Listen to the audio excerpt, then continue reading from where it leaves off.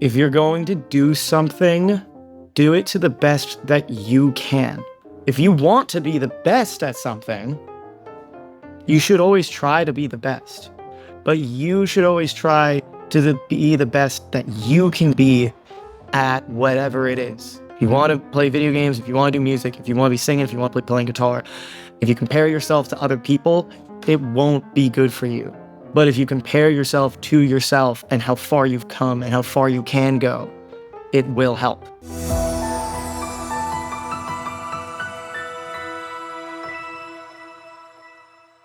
Hey everyone, this is Arabella from Arabella's Voice Studio, back for another podcast episode of In My Musical Opinion. Today I am joined by Chase. I'm Chase. I'm a multi-instrumentalist, producer, songwriter, and I play too much live music and have too many strong opinions about too many things that don't matter. Well, you know, on this channel, we're all about our musical opinions, so we'd love to hear yours.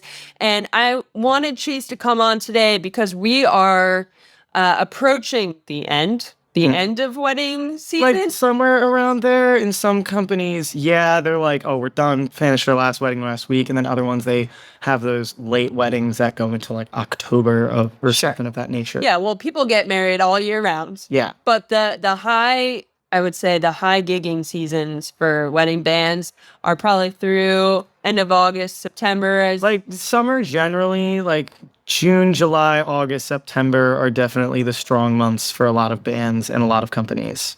So this is the time where a lot of those gigs are ending for musicians who have that as a professional job. And it's also the time where a lot of people start thinking about auditioning for the next season. And if they want to do it, I think it's a transition point. And so I wanted to have Chase on today to talk a little bit about his experience auditioning for wedding bands, his experience doing the thing, and anything you want to share. We were just saying that we do love our musical opinions on this show. So. Yeah, I got into the scene in the same medium that I met you at. We were both working at this music school, and at least one of the other people who worked there, Ryan, he noticed that I wanted to be able to make money with my guitar and not kind of do anything else besides play guitar. And he had mentioned to me, oh yeah, you know, wedding bands are a thing and they make a good chunk of change. All you got to do is just learn way too many songs. And I was kind of like, you know, I'd love to be able to get paid for my guitar. And I kind of just got looped into the scene.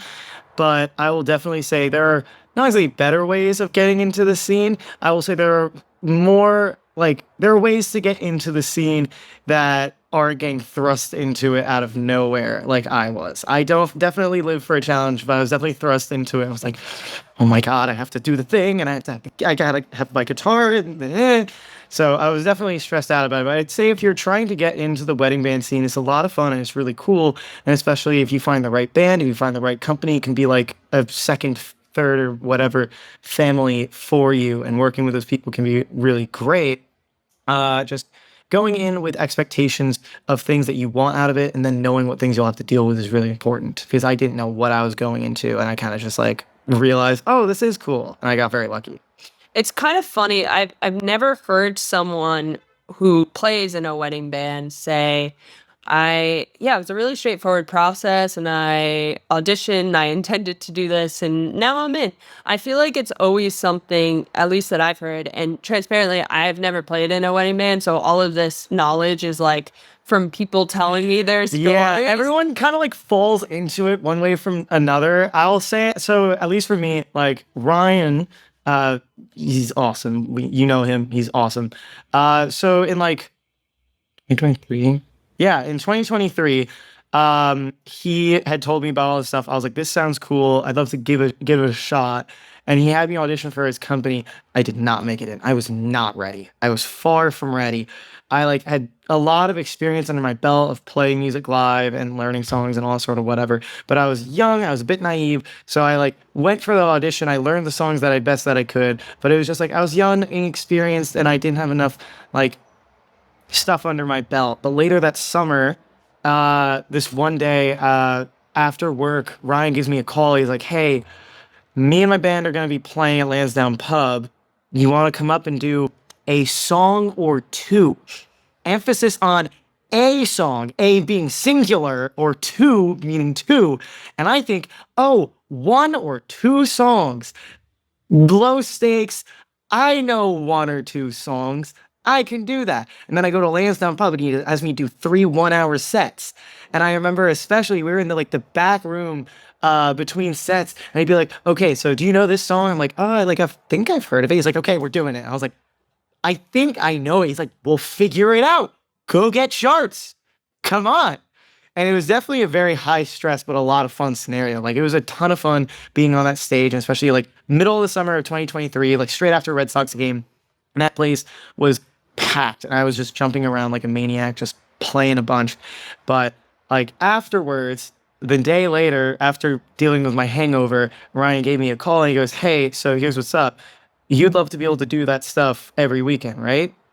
Yeah, like my hungover haze. And he's like, well, if you want to do this stuff on weekends, be it with wedding bands, be it with bar bands, be it for events, or even just as a live musician, like, you got to start doing some homework. And what he had me do was he gave me the entire set list, because he broke down every song that we did the night before. And he's like, you're going to learn all these songs and you're going to learn them in all 12 keys. And every day you come into work, because he was my boss at the time, he's like, every time you come into work, I'm going to call out a song and I'm going to tell you to do it in a random key. And you just got to be able to do it. And at first it sucked. I was not good at it, especially like I have perfect pitch. So transposing songs from one key to another is a nightmare for me. For me personally, it sucks. But I remember at first it was really, really terrible. But as time went on, it made the process of learning songs a heck of a lot easier. Because think about it like this: like, I want you to actually tell me, okay, how do you make a peanut butter and jelly sandwich? So I'm gonna get sort of roasted on the internet here. I don't eat peanut butter. Me neither. Okay. Just tell me, how do you make a sandwich? How do you make a peanut butter jelly sandwich? This is a test. I've done this before. First, you open the sandwich. No. This is not that type of test. This is not the programming test. I know what you're going off about. Just like super simple. How do you put a peanut butter sandwich together? Peanut butter jelly sandwich together. Bread, peanut butter, jelly, bread. Yeah. Okay. How do you make a peanut butter and jelly sandwich with white bread? White bread, peanut butter, jelly, white bread. Yeah. Okay. What about if you put a piece of chicken in there? That's gross. But yeah. But you put a piece of chicken in there. Yeah. Peanut butter, chicken, jelly, bread. Okay. What if you use like chunky peanut butter? It's getting worse. Like, there's no chicken in this. It's just chunky peanut butter and jelly and bread, chunky peanut butter, jelly, bread. Yeah, so I'd say the reason why I have you do that is because songs are very much the same thing, especially if you take a look at a lot of pop music. And when I play in the wedding bands or in the bar bands or whatever, I'm playing a lot of pop music One Way from Sunday, or songs that are popular. Like, once in Blue Moon, I'll play like Paranoid, Black Sabbath. And it's like, no, it's not a pop song, but it is a very popular song. But at least a lot of those types of songs, they share a lot of stuff. Most songs nowadays are verse, chorus, bridge, chorus. And the reason why I asked, like, oh, you have a peanut butter and jelly sandwich, how do you make it with white bread? It's like, oh, well, you just do the same thing, just with white bread. And it's like a lot of songs can be the same way. And how I approach learning songs through that process of learning, like, that whole 3-hour set list and then learning it in all 12 keys, it kind of made how I ingest songs different. And even there have been times between sets where we'll get a request for a song, and I don't know, like one time I remember it was like Teenage Dirtbag by Wheatus, and it's like, okay, well, I don't have to guess that this song is going to go verse, chorus, bridge, chorus. 9 out of 10 times it's going to be that. So in my head, as I'm listening to that song and trying to learn it, I'm like, okay, so we're at the intro, and then this next part is going to be the verse. And then when I was listening to it the first time, I was like, okay, so we did get to the verse. Then I kind of thought, okay, maybe there'll be a pre-chorus, but most likely it's going to go to a chorus. Let's see what happens. And then it goes from verse to just straight to the chorus. I'm just a teenage dirtbag, baby. Now, again, it goes intro, verse, chorus, little pre-verse, verse, chorus, bridge, verse 3, then like quiet chorus, then to the bridge, outro. But that whole thing still follows inside that song structure. It's now like, okay, so we've got an intro, so that's our Like, we put in chunky peanut butter instead of regular peanut butter. We now have that pre-verse, so we have that little piece of chicken. And then we have like sandwich. I don't know. I don't eat peanut butter and jelly sandwiches, so I'm just pulling out random ingredients that I can think of. And then we have that like verse three. Verse three is not always seen in pop songs. Sometimes you see it, sometimes you don't. Depends on the day. But we have that verse three, which we can consider that instead of just like regular jam. Maybe we use like I don't know, like strawberry jam or like marmalade or something. And then we've got an outro, and that might be like, oh, we toasted the bread. It's like everything is a peanut butter and jelly sandwich. We're just changing little bits of it. 9 out of 10 songs that you play for a wedding or for a bar gig or something, whatever, is going to have pop song structure. It's just like little things here and there will change. Except for Jesse's Girl. That song is the worst in terms of learning it. It does not follow most song structure at all. And I remember learning it and I was like, what in the hell is going on? So, I love the analogy. Yeah. I don't love the sandwich, but I love the analogy. Yeah. Really nice. I have to put a plug in for Chase and I. We just recorded some bonus content. One goal of mine was to, yes, release some clips from the longer form podcast, but also as someone who also watches those clips all over the internet, I was like, well, what if we gave something different? And so Chase and I did a couple of song breakdowns that we're going to release after this. So make sure you subscribe to the channel because we'll put that out after we release this podcast style video. So stay posted on that.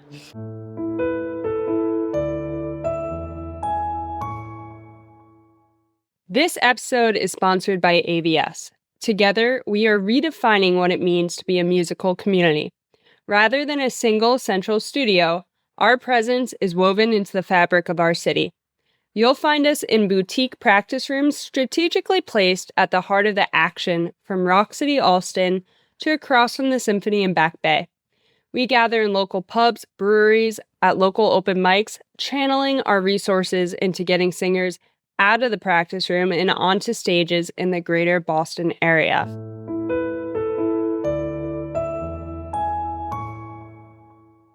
But Chase, let's wrap it back up into the wedding stuff. I know that was still what you were getting at there is once you learn a song, then learning the rest can be easier for gigging and auditioning. Yeah. But let's take it back a step. Someone says to you, hey, I'm really interested in getting into this. And it sounds like your first piece of advice is learn a bunch of music. Yes. I'd say if you're trying to get into the scene, there's a couple things that you should know. At least like if I talk about how I got into the scene, it was through, as I mentioned before, Brian. It's like we had that gig. He had me learn all those songs. And then from there, like I got lucky and he was able to, someone asked him to sub in for something he couldn't. So he passed my number in. And then from there, I was able to get in from there. But if I say, if you're someone who has no musical connections of any sort, has no way or has no like connections to the scene and you want to get into it, there's a couple different ways you can get into the wedding band scene. Go to places where people are hanging out and playing music. So jam sessions, bars that do jam sessions are a thing, like especially if we're talking about Boston, there's the Bebop, there's the Burren, there is the Cantab Lounge, Wally's. Like if you go to these places, and even if there's not a jam happening necessarily, like go and meet people and be a cool hang. 9 out of 10 bands will take someone who's a cool hang and a good enough musician than someone who's an amazing like rock star musician who can play all the fancy scales and all that sort of whatever, but is an asshole. Go to these places, be cool, chat with them, and especially you say it's a jam session, throw down a little bit. You don't gotta like be shredding and doing, say like you're doing guitar, don't gotta be doing like the crazy like sweep picking stuff, but as long as you're having fun and you know the songs well and you're being social, someone is bound to say to you, hey, I need a sub. I saw you playing at insert venue here. I'd love to be able to have you join me and or like take over for me or something, whatever. I'd say that's route number 1. Route number 2, email. If you email wedding band companies, like you might get a response back. You could email and say like, hey, I am, like if I were to email like for myself, it'd be like, hi, I'm Chase Leibowitz, I'm a guitarist. I'm looking for work, and if you've got any open positions, I'd love to be able to audition for it. Here is my rep list, and here is my resume, and here is my highlight reel. Like having videos of you performing and you looking good, great. Like I remember when I auditioned for a couple wedding band companies, I didn't really have a what's it called, a highlight reel. So what I did was just kind of sat in my apartment, got it in a nice camera, and just recorded myself playing certain songs and made sure to have nice audio. Like the video can look okay, but making sure your audio comes through good is like the important part. If it sounds crunchy and it's like just recorded on like an iPhone mic, maybe not unless it sounds absolutely spectacular. But having that highlight reel is great. If you have videos of you performing, say you go to a jam session and there's you playing, I don't know, like say you have a video of you playing like Sign Seal Deliver. Like, if you have a nice video of you playing that, include that there. If you're playing I Wish, Stevie Wonder, if you're playing like Jesse's Girl or what has it? Love Story. There we go. One thing that sucks about being in the wedding bands is that you know the songs by playing them and then you don't remember the names. She's like all over the internet right now, too. Yeah. Well, you know, I'll talk about that later, actually. There's not Taylor Swift. Something. All right, hold on. Let's do a recap because we've done a lot of stuff. So maybe we could even like show these on the screen. Yeah. How to get into audition for a wedding day. Be social. Yep. Go to places where music is happening. Talk with musicians. Email them and just say, hey, I'd love to be able to audition or see you. Email and say you're willing to sub in. Yeah. And this is why having a rep list is important and learning all these songs, especially in all 12 keys. There will be times that you get called to sub in for a gig. And that was my first ever gig. It was a sub gig. I got called a week beforehand. I had to learn 70 songs within a week. I was practicing every single day, learning them in all 12 keys, making sure I had them down. But especially learning them on all 12 keys is important because there are a couple songs on that set list where I got to them and they're like, okay, we're doing, I don't know, we're doing Shut Up and Dance in D. Mm-hmm. It's in C sharp, so like, and then D.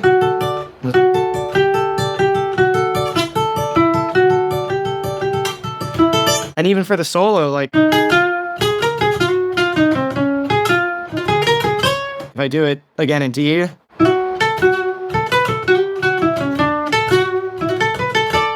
like, learning it in all 12 keys is really important because they'll throw you that curveball, but especially if you're doing sub gigs, is a really great way in because it's like you're getting thrust into the fire. You're getting called for a gig. There's no rehearsal. You just got to show up and be the best that you can. And if you throw down, if you know the songs back of your hand, you're professional, you're there on time, you're there early, you help set up, you help tear down, you're professional, you're nice. Those bands are going to want to call you back. Right. They're going to want to call you back. Or if there's another band where they need a sub, they're going to want to call you. Right.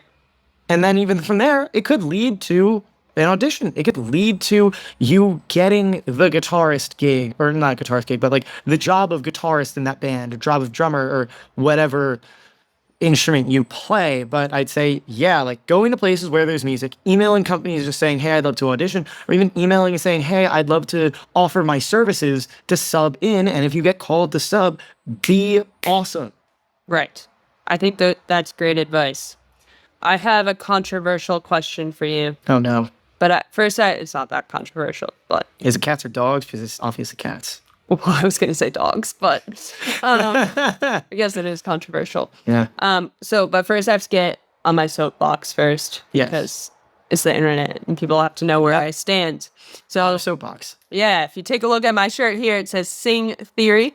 I believe that singers should know music theory. I believe that we should work on ear training as much as other instrumentalists. I believe that singers are instrumentalists in their own right and musicians in their, not even in their own right. They just are. They're musicians, they're instrumentalists. I believe we get a bad rep for not knowing theory and ear training. And sometimes, not that it's deserved, but it's not taught as much to singers. And we need to be on our game as singers. We need to get on that stuff. So that is my low soapbox. We are musicians and instrumentalists, but also we need to put in the work. We need to sort of fix this circular thing that's going on. Now, here's the controversial part. Oh, wow. I have heard, and I preach to my students, learn theory, learn new training. I've heard that for singers in wedding bands, that there's a different standard. Do you think that's What do you mean true? different standard for like knowing theory? Like, I feel like for guitar players and piano players, they're like, you really just have to know, like, Yeah, sight just play reading. the You part. have to play. You have to know the chords by ear, because like they might call out those keys, and whereas singers sometimes get away, I think, unfairly, and we shouldn't, by having good voices, and Yeah. they aren't as held as responsible to that standard. Do you Yeah. think that's true, or is that a myth? Kind of is, kind of isn't. Okay, Like, tell me. before I even get to that, the one thing that I will say is I think all singers should not learn guitar or piano. I think they should play bass. Okay. Of all things. Like, if you want to play guitar, if you want to play piano, go for it. But I think more singers should try playing bass, or if you have a guitar and you have a piano, try singing some of those songs that you're currently working on while only playing the root note for each chord. Only the root note. Because it'll help your ear immensely just hearing the bass note and then having to hear the rest of the tensions from there. But especially like playing bass is just, it's good. It kind of lowers the doorway into certain things, and it can That's be what really good for you. Harrison just said. We had Harrison on. Yeah. He said it in regards to piano. That one just came out today. Well, you're going to see this not today because we're recording today. Today is recording. Yes, it came out on September 4th. Take a look at Harrison's podcast. He also talks about this. Yeah.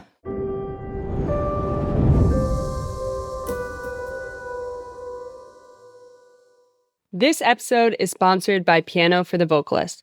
Piano for the Vocalist is your ultimate resource for unlocking the skills to self-accompany with confidence.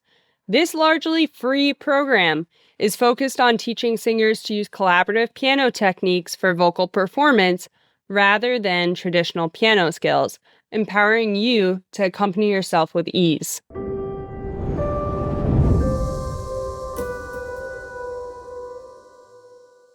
So I'd say singers are held to a odd standard depending on what it is.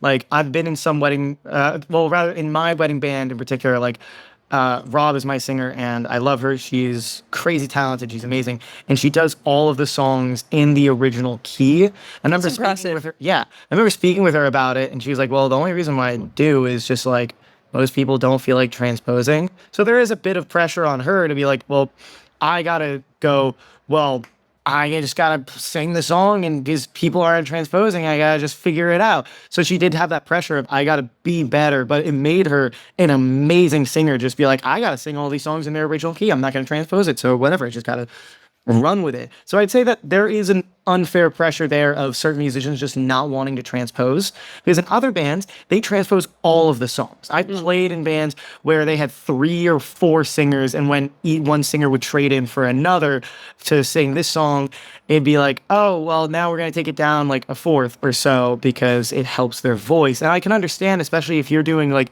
3 weddings a weekend, you're singing for 3 hours at a time, so that's it can combined total of 9 hours you were singing an entire weekend, and you're doing it every single weekend, like, you could really do some damage on your voice. So having them in a comfortable key, I can understand that that might be good for you, but I've also seen some singers that are like, I'm just going to transpose it down because I'm lazy. And it's like, well, now you just made all the high notes kind of boring.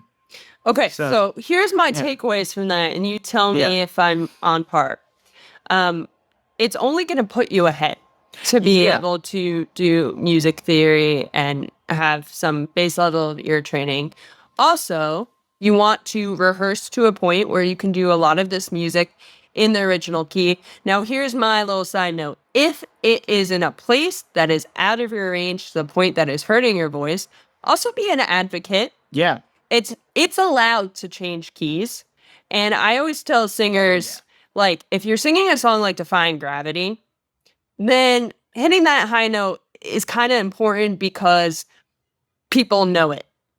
But if it's a more like top 40 radio pop, Does anyone listen to the radio anymore? I don't know. But top 40, then it's accessible to change the key. Yeah. Like, again, especially if you're going to be, as I said before, like 9 hours a weekend, every weekend for like 3 months, well, you got to take care of your voice. So if transposing it in a key means that you're saving your voice and you're saving your voice, I'd say the best advice that I could give singers when it comes to being in a wedding band or being in any sort of performing thing is like, one, know how to help out setting up and tearing down. Like, know how to wrap cables, know how to plug things into a mixing board, know how to like fold up or tear down a stand. Because there might be a gig here and there where you have to do that. And knowing how to do that is really important, because especially if you're being helpful and not just like standing around, really helpful. Two, knowing your place, especially as a singer, you're the foreground, I'm the background. Like, when I'm playing on stage, I'll jump around and be a little entertaining, but at the end of the day, as a singer, you are the forefront. Most people nowadays, like, don't play many instruments, but everyone has a voice and everyone has vocal cords. So if you're an amazing singer, 9 out of 10 people are going to see that and go, wow, they're an amazing singer. Whereas I could play a really lightning fast guitar solo, maybe like 5 or 4 out of 10 people are going to go, wow, lightning fast guitar solo, that's really cool. But especially in a wedding band, it's like, you have the opportunity to jump around, to walk around. You've got the mic, but you've still got your other hand free. Or if you're one of those singers that puts the mic on the side of the face and you got both hands free, then you can be entertaining. Everyone expects you to sing all the right notes. Everyone expects you to sing all the right words. Everyone expects me to play all the right notes. Everyone expects me to play all the right chords.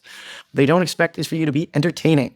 I'll put my guitar behind my head and do some solos. I'll I'll have as a little bit, I'll like chug a beer during one of the songs that we do.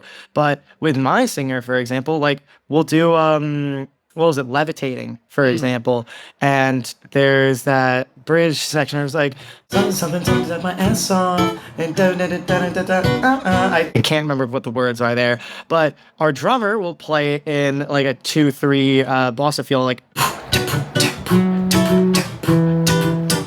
But when that happens, Rob will start doing like some Latin dance and start like really getting in with her hips. I can't do it the way she does it. I'm also not a dancer, but like, it's very entertaining. And every time we've played a wedding, every time we've played a bar gig, when she starts doing that little dance, everyone loves it. So number 2 is be entertaining. But 3, like, you can attest to this, vocal rest and shutting the fuck up. If you're at a day of performance, don't ruin your voice the night before. Don't be screaming the day of. Those are all really good points. I don't want to take too much of your time, but I always like to end our podcast here with, if you want to leave our listeners thinking about one thing as they go into the rest of the day, what would it be? If you're going to do something, do it to the best that you can. If you want to be the best at something, you should always try to be the best. But you should always try to be the best that you can be at whatever it is. If you want to play video games, if you want to do music, if you want to be singing, if you want to be playing guitar, if you compare yourself to other people, it won't be good for you. But if you compare yourself to yourself and how far you've come and how far you can go, it will help. I record my practice and I'll watch videos of myself practicing years ago and I'll go, damn, how far I've come. And it helps keep me in that space. It's like, I can be better. And it helps with imposter syndrome. It helps me feel like, you know what? Like, I was there 2 years ago and now I'm here now 2 years later. If I keep working hard, who knows where I'll be in another 2 years from now. So don't worry about being the best. Worry about being the best that you can be. I love it. And here's the most important question of today. Where can we find your music or reach out to you if we have questions on wedding band stuff or just in general about music? This reminds me of like the end of a Cold Ones episode where they're like, that camera. Tell the people point what's at going both on. cameras. Yeah. Where can we find your music? If you want to find my music, it's out on Spotify, Apple Music, any platform that streams music, but it's just under my name, Chase Leibowitz. Spell it Leibowitz. Everyone spells it Lie. It's Chase Leibowitz, Lei. If you want to look for my social media. Not the Justin Bieber spelling. Yep. Oh, yeah. How do you spell it? I.e. Yeah, it's not the Beaver spelling. It's not the Beaver spelling. But what's it? Yeah, you can find me on Apple Music, Spotify under my name. If you want to reach out to me on social media for either sessions, lessons, shows, something, whatever, even to just say hi and have a controversial take about cats or dogs. Dogs. It's cats. It's Chase L.wav on Instagram, and then if you want to go on TikTok, it's just Chase L.official. And do I have any other social media? Well, I have Steam if you want to add me on Steam and play some games. I don't know what my friend code is though. I don't know. DM me on Instagram if you want to play some video yeah, I games. was gonna say we could always add it in the description if you're Yeah. really passionate about that. But Chase, I just wanted to end today by saying a big thank you to you. For our listeners, I know you'll get the edited version, but we've been going for quite a while and talking music and jamming out here. And Chase is someone who is always down to jam, and I really appreciate that about you, Chase. And we'll have you on again, I'm sure. Yeah. Thank you.